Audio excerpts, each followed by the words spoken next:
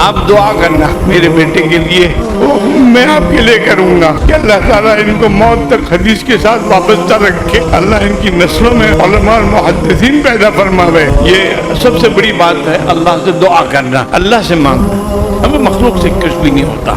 मखलूक की तरफ मत जाना, तुम खालिक की तरफ जाना। मेरे लिए मकाम में शुक्र है कि मेरा बेटा इसकी तरफ तक पहुंच गया और उसने आज असाहुल कुतुब वाले किताबिल्लाह बुखारी को खत्म किया। ये मेरे वालिद की दुआ। मेरे वालिद एक किसान थे, लेकिन मेरे वालिद रजुलुम बक्का थे। मैंने मेरे वालिद साहब जैसा रोने वाला आदमी नहीं देखा। मैंने बुजुर्गों की जूतियां सीधी की। आपसे भी यही कहूँगा, अहलुल्लाह कहीं भी मिले उनके साथ दिली ताल्लुक रखना और अपने असातिज़ा की अजमत रखना अपने दिल में। चाहे तुम घर चले जाओ, रोजाना कुछ न कुछ पढ़कर अपने असातिज़ा के लिए साले सवाब करते रहना।